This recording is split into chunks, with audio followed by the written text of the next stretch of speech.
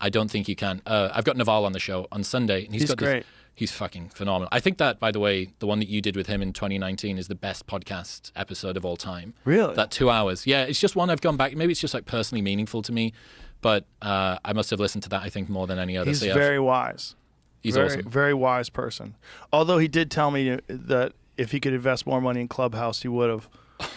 And we were talking on the phone. I was like, dude, I think this is just bad podcasting. I don't think there's, but Clubhouse took off during the pandemic because people found themselves at home, and it's kind of cool to be able to hop on to a call with a bunch of other people, and you're basically sharing ideas with people you've never met before and intellectually sparring, and people loved it.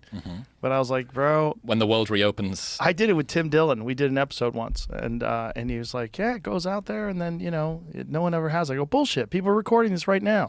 I go, it's going to be online, and he was Sure online enough, immediately. Yeah. Immediately, I go, this is nonsense. Yeah, it's like at the mothership, making people put their phones in the bag, but you can reopen the bag. It's like that. If you could reopen the bag. But you can reopen the bag. It's like, I'm allowed to do this and just take it. It's like, wait, everything's not. Yeah, it's a real interesting one. But he's got this quote where he says, it's far easier to achieve our material desires than it is to renounce them.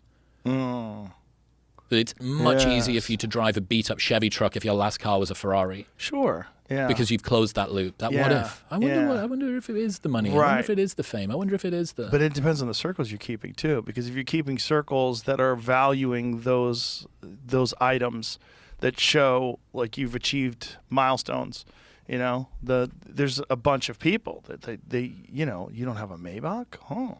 You don't have a this? Keeping up with the Joneses. Where's is your hell house? Of a fucking drug. Oh, your house is not in the best neighborhood. Huh. I was thinking about why I'm attracted to some of my friends, like why I like to spend time with some over others.